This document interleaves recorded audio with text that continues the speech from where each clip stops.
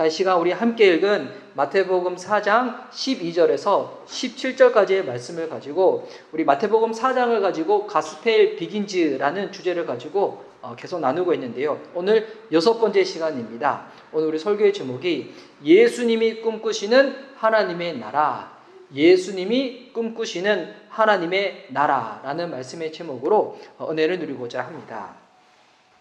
우리가 이게 성경을 읽다 보면 성경의 안에는 이 환경들과 배경들에 대해서 우리가 잘 모르다 보니까 성경이 조금 어렵게 다가올 때도 있지만, 근데 어떨 때는 우리의 상식으로는 이 하나님이, 특별히 예수님이 이 공생애를 하시는 동안에 우리 편에서 잘 이해되지 않는 내용들, 그 같은 행동들을 하실 때가 많이 있거든요. 그 성경에 보면, 이 성경을 읽다 보면 참 예수님의 행동이 이해되지 않는 부분들이 많이 있어요. 특별히 오늘 읽었던 이 본문도 그렇습니다. 우리가 지금 마태복음 4장을 통해 가지고 예수님이 공생애를 시작하시면서 광야에서 성령의 이끌리심을 받아가지고 마귀에게 시험을 받는 장면을 우리 지난주까지 살펴봤습니다. 그리고 마태복음 4장을 살피기 전에 마태복음 3장에서는 예수님이 요단강에 가셔서 침례 요한에게 침례를 받으셨던 그 내용을 우리가 살펴봤었죠. 근데 그리고 나서 예수님이 이제 시험을 다 이겨내신 거예요. 그리고 나서 12절에서 예수님이 광야에서 나오시고 난 다음에 처음으로 접한 소식이 무엇인가? 여러분 12절 말씀은 제가 다시 한번 읽어드릴게요. 예수께서 요한이 잡혔음을 들으시고 갈릴리로 물러가셨다가, 예수님이 시험을 이기시고 나오셔서 처음으로 들으신 소식이 뭐라는 겁니까? 침례 요한이 잡혀갔다는 것입니다. 지금 침례 요한이 지금 감옥으로 잡혀갔는데, 이 침례 요한은 당시 이 헤롯 왕의 행동에 대해서 공개적으로 질타를 많이 했었거든요. 당시 특별히 이 헤롯 왕이 어떤 스캔들을 일으키냐면, 이 궁중에서 자기 이복형의 딸이자, 그러니까 조카죠. 그리고 자기 동생의 아내인 헤로디아를 자기가 데려와서 아내로 삼거든요. 이거 지금은 사실 따지면 이거 완전히 막장이죠. 이거 막장 같은 스토리가 이 헤롯 왕 가운데서 일어나니까 이것을 보고 침례 요한이 마음을 붕괴해가지고 공개적으로 막 질타를 하거든요. 일단은 우리가 성경을 읽다 보면 헤롯이라는 이름이 많이 등장하잖아요. 우리는 이 헤롯이 이 헤롯 같고 이 헤롯이 이 헤롯 같지만 실제로는 헤롯이 여러분 한 명만 있는 것이 아니라 여러 명이 존재를 해요. 그래서 이거에 오늘 여러분 좀 더 성경을 잘 이해하시라고 우리 슬라이드를 보시면 헤롯에 대해서 제가 좀 설명해 드리면, 우리 흔히 헤롯을 할 때 예수님이 태어나셨을 때 그 헤롯이 있거든요. 근데 그 헤롯은 누구냐면 이 안티파스 2세입니다. 그러니까 2세 이하의 영아들을 다 죽이라고 말했던 이 헤롯. 원래 이제 이스라엘 역사를 보면 이 구약과 신약 중간에 400년이라는 시간이 있어요. 그 400년 동안 어떤 일이 벌어지냐면, 이 세계사를 공부하신 분들은 잘 아실 건데, 북이스라엘이 아수르한테 망하고, 그리고 남유대가 바벨론한테 망하고 난 다음에 이 바벨론은 누구한테 망하냐면 이 바사 제국한테 망합니다. 흔히 우리가 알고 있는 이 페르시아 제국이죠. 그리고 이 페르시아 제국은 어느 또 민족한테 망하냐면 이 헬란 민족한테 망하게 됩니다. 그래서 이 구약 성경은 마지막에 헬라한테 이 이스라엘이 망했던, 잠식당했던 그 모습으로 하다가 또 포로를 딱 이렇게 다시 보내주게 되죠. 그러고 난 다음에 구약의 신약 중간에 400년 동안에 어떤 일이 펼쳐지냐면, 이 이스라엘의 이 제사장이었던 이 한 사람이 혁명을 일으켜요. 이걸 이렇게 마카비 혁명이라고 하는데, 마카비 혁명을 일으켜서 잠시 잠깐의 이스라엘의 이 독립국가를 이루게 됩니다. 그것이 하스모니아 왕조라고 하는데, 근데 하스모니아 왕조가 이 이스라엘을 다스리는 동안에 원래 이 헤롯 가문은 에돔의 족속이어가지고 참 구석에 약하게 있었거든요. 그런데 이 헤롯이 로마가 이스라엘을 침략하였을 때 헤롯이 로마를 딱 도와주게 되는 거예요. 마치 우리나라 따지면 친일파 같은 세력이 되었던 거죠. 그래서 하스모니아 왕조가 딱 망하고 난 다음에 이제 이 로마가 유다 땅을, 이스라엘을 딱 다스릴 때 어떻게 하냐면 헤롯한테 그 정권을 딱 넘겨줘요. 그러니까 너희는 우리의 앞잡이가 돼가지고 이스라엘을 다스리라고. 그래가지고 그때가 첫 번째가 안티파스 1세였고, 예수님 당시에 헤롯 왕은 누구였냐면 안티파스의 2세였습니다. 예. 여러분 이 갑자기 세계사를 얘기하면 막 어렵지만 여러분 이게 조금만 생각해보면 정말 심플한 내용이거든요. 그런데 그래서 이 안티파스 2세를 대개는 대헤롯이라고 하는데 이 안티파스 2세가 죽고 난 다음에 이제 이스라엘 땅을 어떻게 하냐면 안티파스 2세의 아들이 헤롯 아켈레오, 안티파스, 헤롯 빌립이 있는데 이 세 아들을 분봉왕으로 세우는 거예요. 로마 제국에서. 그래가지고 옆에 보시면 지금은 이 마이크에 줄이 있어가지고 11월 달부터는 줄 없는 마이크로 자 이제 유대 땅인데 유대 땅을 세 군데로 나눠요. 그래가지고 여기 첫 번째 이스라엘 예루살렘을 포함한 이 사마리아 유대 지역은 헤롯 아켈레오가 다스리고 그리고 예수님이 태어났던 요 갈릴리 지역은 헤롯 안티파스가 다스리고 그리고 요 갈릴리 북동쪽 지역은 헤롯 빌립이 다스리게 되는 거예요. 특별히 침례 요한이 나중에 감옥에 갇히고 난 다음에 그리고 나서 침례 요한이 막 질타를 했었던 헤롯은 누구냐면 이 헤롯 안티파스예요. 헤롯 안티파스가 이 이복형이거든요. 이복형인 아리스토블로스의 딸인 근데 이 헤로디아는 헤롯 빌립과 또 결혼을 하게 돼요.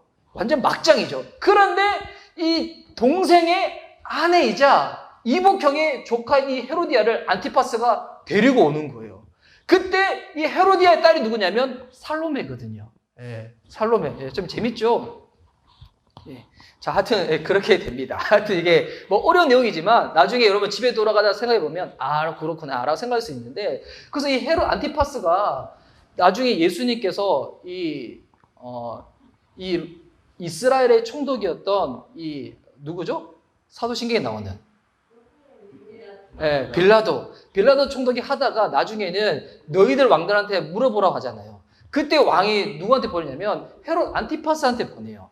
왜냐하면 예수님의 출생지가 성장지가 갈릴리 지역이다 보니까 헤롯 안티파스한테 보내거든요. 그런데 신기한 거는 이 세 명의 분봉왕이 있는데도 불구하고 유대에서는 이렇게 빌라도를 보내잖아요. 또 그 이유가 뭐냐면 이 아켈레오가 너무 이렇게 강압적으로 유대 민족을 다스리는 거예요. 가만 놔뒀다가 이게 구테타가 일어날 것 같아 보니까 유다에서 총독을 보내거든요. 이 아켈레오가 너무 또 이게 너무 강하게 해가지고 하여튼 그런 배경이 있습니다. 그래서 이 침례 요한이 헤롯 안티파스의 이와 같은 지적들을 막 지적을 하다가 어떻게 됐는가? 감옥에 갇히게 되었다는 것입니다. 그러니까 이 침례 요한은 당시에 이 정치적인 부분에 대해 가지고 되게 민감했던 반응했던 사람이었어요. 근데 여러분 이 침례 요한이 지금 어떻게 했다고요? 감옥에 갇힌 거예요. 예수님하고는 친인척 관계이기도 하고 또 예수님이 처음 공생애를 시작하시기에 앞서서 유단강에서 침례를 받을 때 침례를 줬던 사람이 이 침례 요한이었잖아요.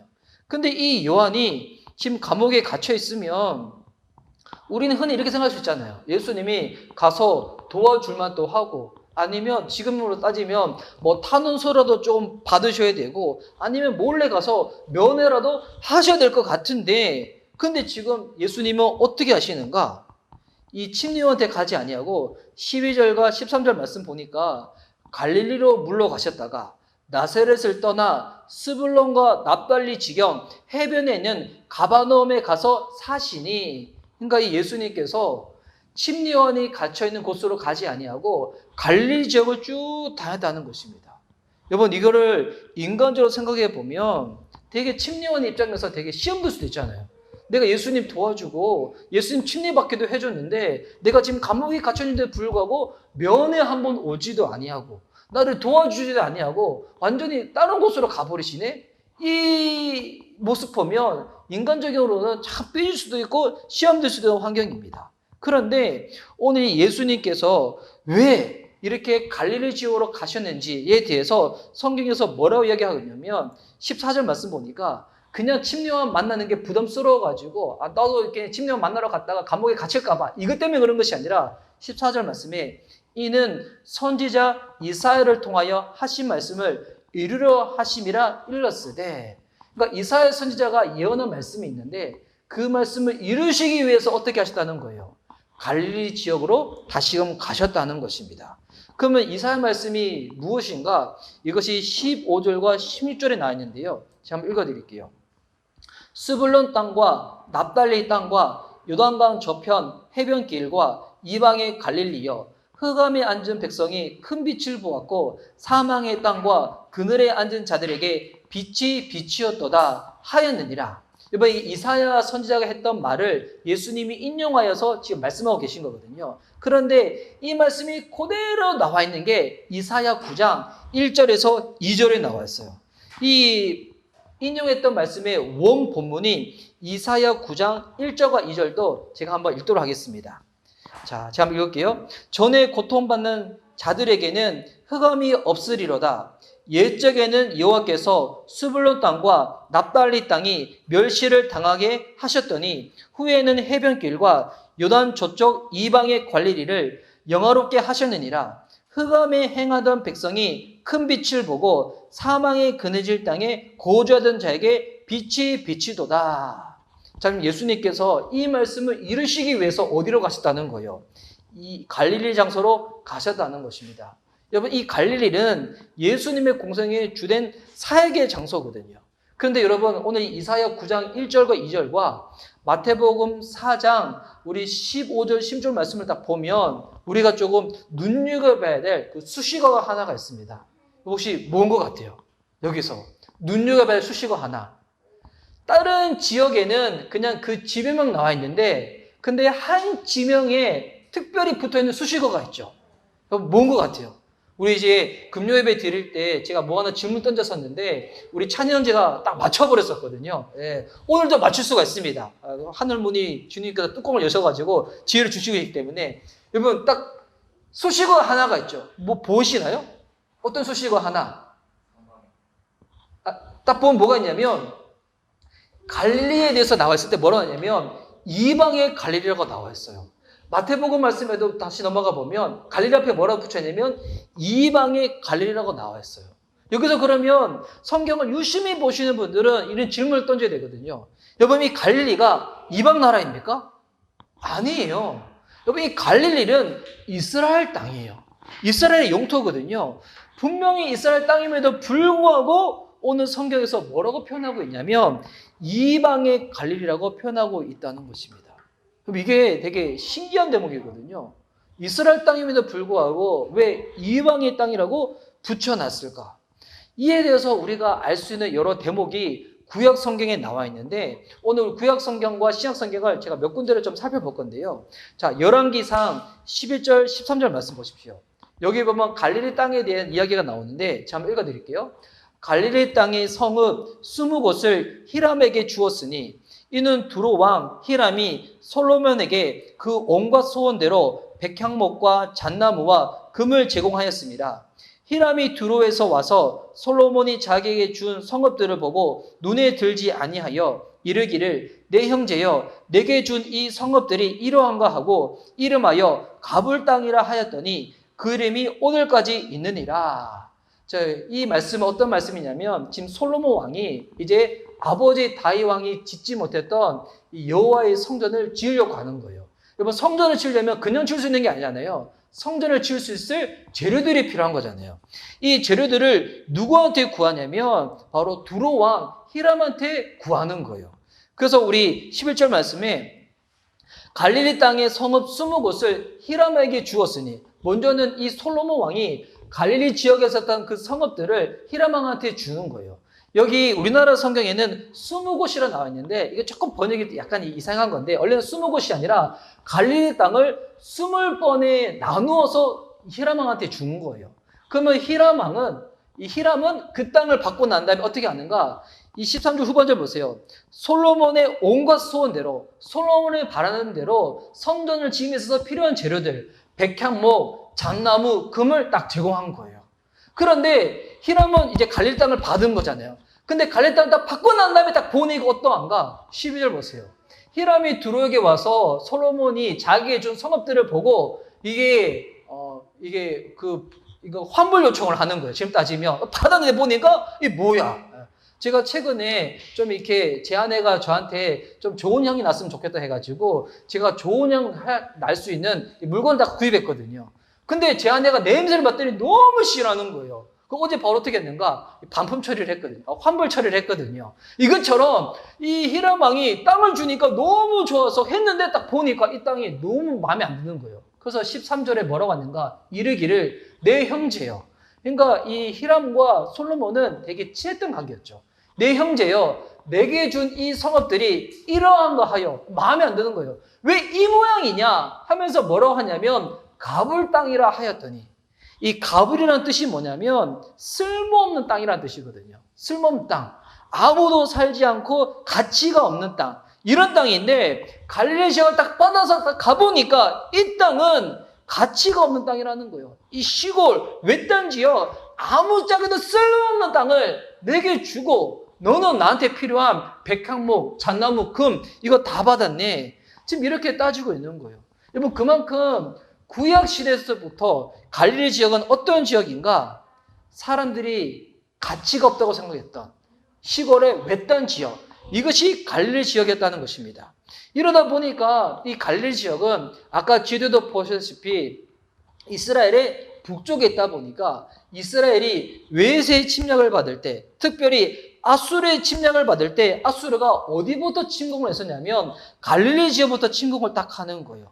그래서 이 지역에 살고 있던 많은 사람들이 아수르에 붙잡혀 가기도 하고, 또한 이 갈릴리 지역에는 예전부터 이방 사람들이 들어와서 정착을 하다 보니까 이스라엘 사람들과 이방 사람들이 막 뒤섞여 있는 지역인 거예요. 그러니까 이스라엘 길은 한데 이스라엘스럽지 않는 땅. 근데 이게 비유가 뭐 딱 떨어지지 않는 비유일 수도 있는데, 제가 이제 20대 때 우리 미국에 선교를 간 적이 있었어요. 신기하죠? 미국에 선교를 가더니. 그래서 LA 지역으로 선교를 갔었는데, 근데 그때 제가 이제 LA 한인타운에 딱 가봤어요.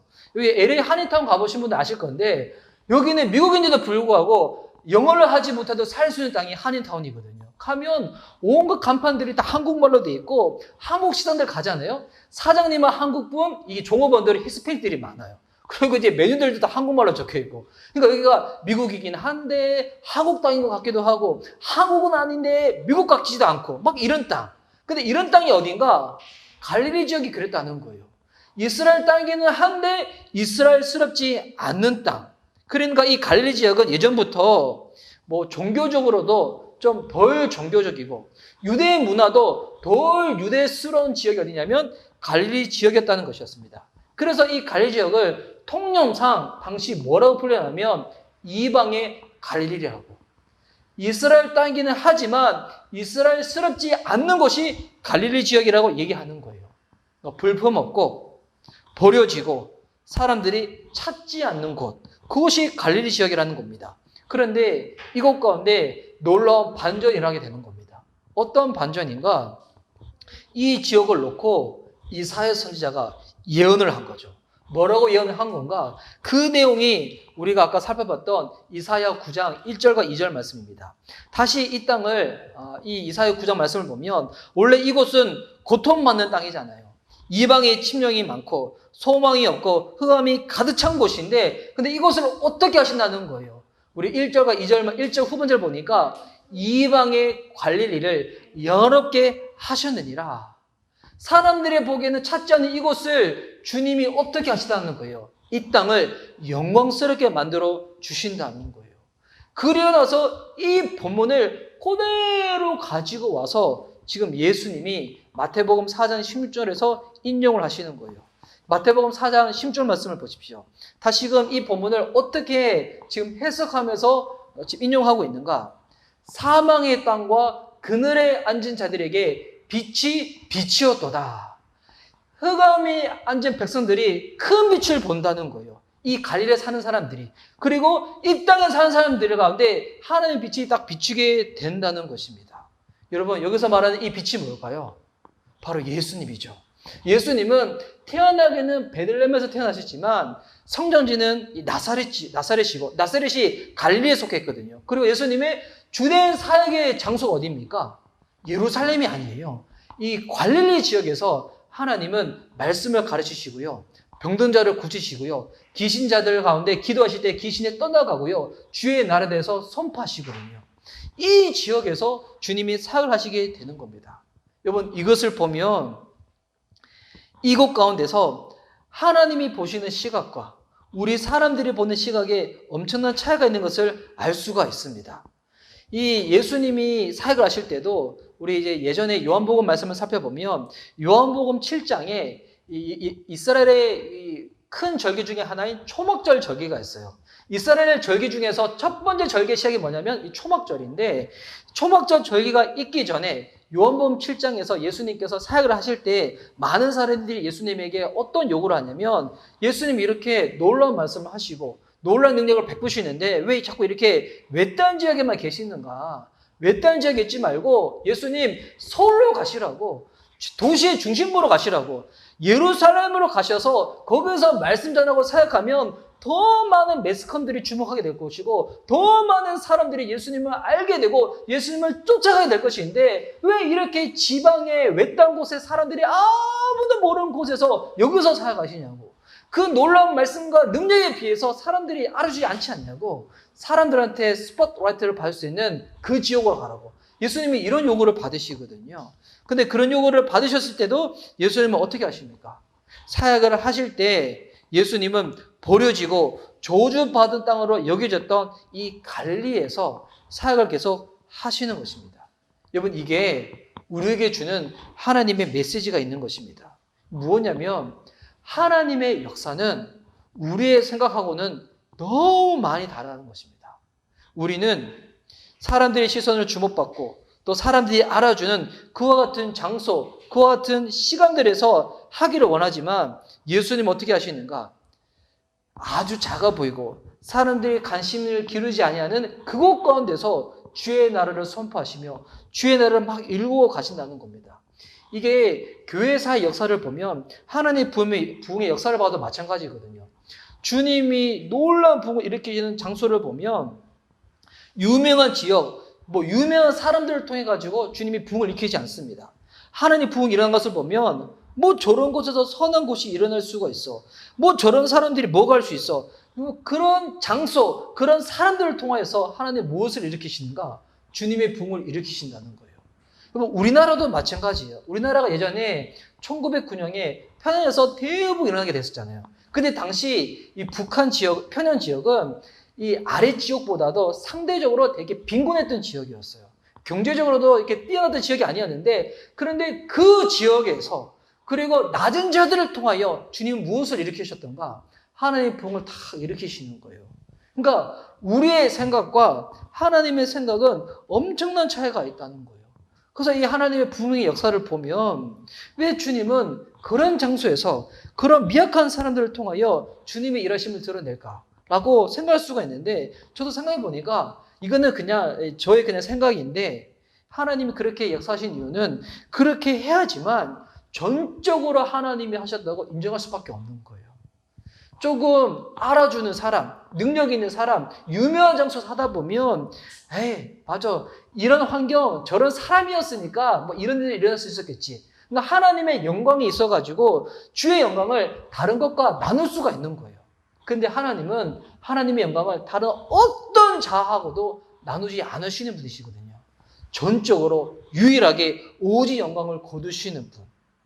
그러니까 주님은 인간의 생각과 하나님 생각은 너무나 큰 차이가 있다는 것을 계속 우리들 가운데 보여주시는 겁니다. 우리가 지난 3주 동안 예수님이 마귀한테 받으셨던 이 세 가지 시험도 살펴보셨잖아요. 이 먹는 시험, 초자연적인 시험, 경배하는 시험. 이 세 시험도 보면 이 세 시험이 계속 공통적으로 마귀가 예수님한테 유혹한 내용들이 뭐냐면 사람들이 원하는 방식을 취해라는 거예요. 예수님한테. 사람들이 원하는 방식을 취해가지고 능력도 보여주고 기적도 일으키고 놀라운 일을 행하라고. 그런데 예수님은 어떠한 방식을 이겨내시는가? 사람들이 원하는 방식이 아니라 하나님이 원하는 방식으로 그 모든 시험을 이겨내시는 거거든요. 그래서 예수님이 세 시험을 다 이겨내시고 난 다음에 오늘 갈릴리로 가시면서 보여주시고자 하시는 것이 무엇이냐면 예수님이 꿈꾸시는 하나님의 나라가 있는데, 이 예수님 꿈꾸시는 이 하나님 나라는 사람들이 원하는 하나님 나라하고는 다르다는 것을 보여주시는 것입니다. 여러분, 사람들이 바라는 하나님 나라가 있어요. 사람들이 꿈꾸는 하나님 나라가 있어요. 그런데 예수님이 꿈꾸시는 하나님 나라, 예수님이 보여주시고자 하는 하나님 나라. 여러분, 이거는 근본적으로 다르다는 것을 예수님이 갈릴리 지역으로 가시면서 보여주시는 것입니다. 예수님이 공생의 첫 번째 메시지가 이 17절 말씀이 나와 있거든요. 회개하라, 천국이 가까웠느니라. 여러분, 회개한 자들 가운데 무엇이 임한다고요? 천국이 임한다는 거죠. 근데 이 천국은 죽어서 가는 내세적인 의미가 아니라 이 뭐냐면 바실레아 투 테우스라 해가지고 하나님이 통치하는 주님의 왕국. 그래서 이 킹덤이라 하죠. 하나님의 나라, 하나님의 왕국. 여러분, 천국은 무엇인가? 그냥 물리적인 장소가 아니라 내가 하나님께 통치를 받으면 여러분 내 삶이 주의 천국이 되는 겁니다. 그래서 여러분, 이게 우리의 마음에도 신년 천국이 임할 수가 있고 우리의 직장과 가정도 하나님의 천국이 임할 수가 있습니다. 어떻게 하면? 그것 가운데 주의 통치가 이루어지게 되면. 여러분, 교회에 오면도 불구하고 주의 통치를 받지 않게 되면 우리의 마음이 지옥 같지만 내가 아무리 빈고 아골골짜기로 간다고 할지라도 주의 통치를 받으면 나아가면 내 삶이 주의 천국이 되는 것입니다. 저는 축복합니다. 저와 여러분의 삶이 주의 천국 되었으면 좋겠습니다. 이 시간 부득이한 사정으로 온라인으로 예배 들으시는 분들도 지금 아이들과 더불어서 예배 드릴 때 여러분 집중하기 너무 힘드실 거예요. 막 아이들 왔다 갔다 하고 또 영상으로 예배 드리니까 자꾸 막 놀려고 하고 힘든 환경 가운데서도 여러분 축복합니다. 주의 나라가 그것 가운데 임할 것입니다. 주의 나라가 될 수 있는 가정이 되었으면 좋겠습니다. 그래서 예수님이 던지셨던 회개하라, 천국에 가까우니라. 근데 여러분, 이 메시지는 침례 요한도 이 메시지를 동일하게 딱 전했었거든요.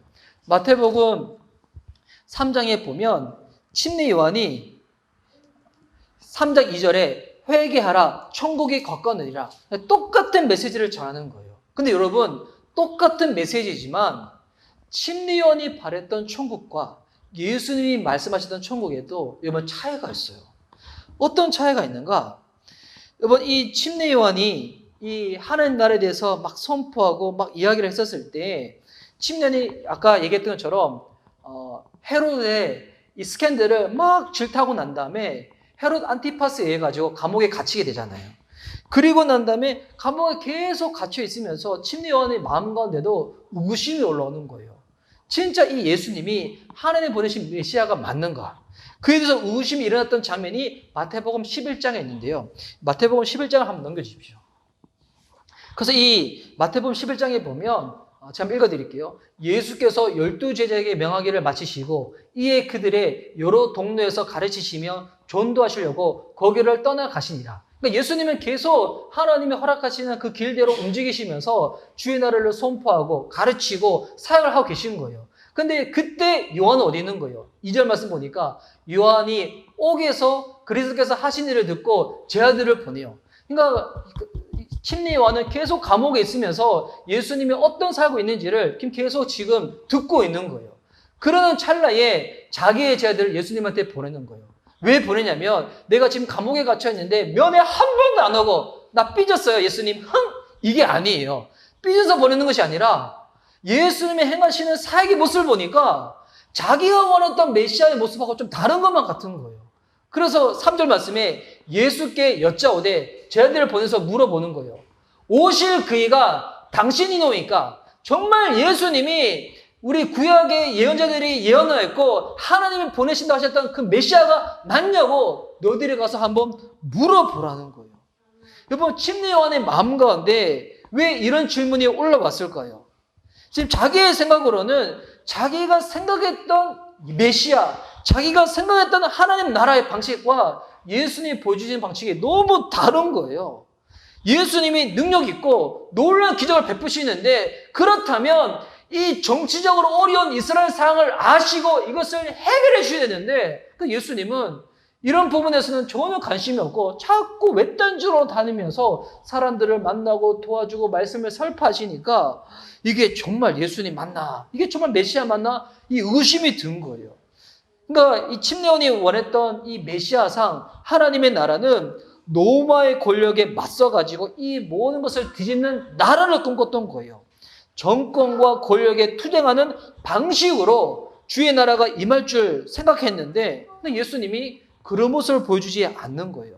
그랬을 때 예수님께서 침례 요한의 제자들에게 하나님 나라가 어떤 것인지 설명을 하십니다. 그것이 6절 말씀에 나뉘는데요. 6절 말씀 제가 읽도록 하겠습니다. 누구든지 나로 말미암아 실족하지 않은 자는 복이 있도다 하시니라. 먼저는 침례 요한을 염두에 두고 말씀하는 거죠. 나로 인해 가지고 실족하지 않는 자, 넘어지지 않은 자가 복이 있다는 거예요. 그러니까 여러분, 우리가 예수님에 대해서 생각하고 주님을 알아갈 때 우리가 왜 성경을 알아야 되는지 이 필요성이 여기 있는 거죠. 성경을 읽지 아니하면 우리는 각자 자기 나름대로의 하나님을 그리는 거예요. 자기 나름대로의 우리 교회의 모습과 하나님 나라를 그리는 거예요. 그렇게 해서는 우리가 주님 앞에서 더욱더 시험 들 수밖에 없다는 거예요. 왜 말씀을 통하여서 예수님을 알고 말씀을 통해서 주의 나라를 알아야 되는가? 여러분, 그래야지 시험 들지 않기 때문에. 그리고 7절 말씀 이렇게 말합니다. 그들이 떠남에 예수께서 무리에게 요한에 대하여 말씀하시되 너희가 무엇을 보려고 광야에 나갔더냐? 바람에 흔들리는 갈대냐? 그러면 너희가 무엇을 보려고 나갔더냐? 부드러운 옷 입은 사람이냐? 부드러운 옷을 입은 사람들은 왕국에 있느니라. 여기 보니까 요한에서 말씀하시면서 너희가 광야에 나갔을 때 갈대, 바람에 흔들리는 갈대를 보고 싶어서 나갔느냐? 여러분, 이게 갑자기 갈대가 왜 나오냐면 당시 이 화폐에 갈대의 이미지가 그려져 있었거든요. 그러니까 너희들이 돈을 추구하고 싶어가지고 나를 따라왔느냐? 그러면 시험 들게 된다는 거예요. 그리고 8절 말씀에 부드러운 옷 입은 사람이냐? 이거는 당시의 통치자들, 권력자들 이야기하고 있거든요. 너희들이 권력과 통치자가 되고 싶어서 나를 따라왔느냐? 그러면 시험 들게 된다는 거예요. 너희들이 진짜 무엇을 보고 싶냐? 그래서 주님이 말씀하신 하나님 나라가 도대체 무엇인가? 다시금 이게 앞절에 5절 말씀 보시면요. 자, 하나님 나라는 이와 같다는 거예요. 맹인이 보며 못 걷는 사람이 걸으며 나병한 자가 깨끗함을 받으며 못 듣는 자가 들으며 죽은 자가 살아나며 가난한 자에게 복음이 전파된다 하라. 여러분, 주님 나라가 임했을 때 어떤 일이 벌어지는가? 보게 되고요, 걷게 되고요, 낫게 되고요, 듣게 되고요, 살게 된다는 거예요.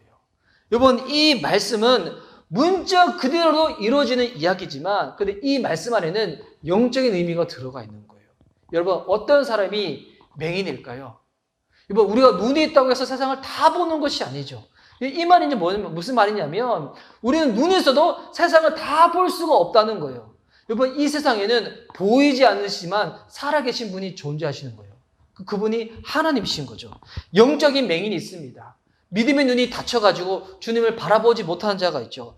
못 걷는 자가 있습니다. 주님과 더불어서 길을 걷지 못하는 자이죠. 나병한 자가 있습니다. 당신이 나병한 자는 불치병이에요. 나을 수가 없는 거예요.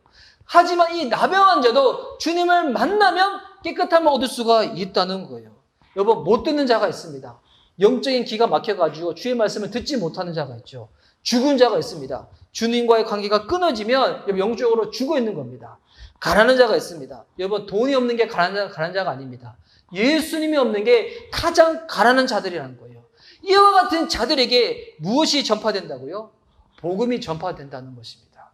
여러분, 하나님 나라는 주님을 알지 못하는 자들 가운데 증거되어지는 복음으로 말미암아서 이루어진다는 것입니다. 여러분, 그래서 진짜 누가 가난한 자인가? 여러분, 이건 단순히 물질적인, 물량적인 개념이 아니죠. 예수님 모르면 다 가난한 자입니다. 세상에서 아무리 많은 것을 가지고 있고 높은 자리에 올라가고 권력 가지고 있다고 할지라도 예수님 모르면 가난한 자라는 것입니다. 여러분, 우리 교회는 그 같은 분이 없지만 여러분, 요즘 시대에는 얼마나 교회 안에도 주의 복음이 필요한, 교회 안에도 전도가 많이 이루어져야 됩니다. 교회 안에 갇혀있지만 가난한 자들이 있거든요. 교회 안에 있음에도 불구하고 예수님을 모르는 자들이 있거든요. 뭐 그런 자들이 가난한 자들이라는 거예요. 그런 자들에게 예수님이 필요하다는 것입니다. 여러분, 교회는 예수님의 정신을 가지고 예수님의 꿈을 실현하는 곳이잖아요. 세상에서는 유명해지고 인기 있고 높은 자리에 올라가는 것을 지향하고 그것을 쫓아가고 권력과 힘 있는 것을 부러워하지만 여러분, 교회는 시작부터가 근본적으로 다르다는 거예요. 우리는 가난한 자들한테 찾아가야 되는 거예요.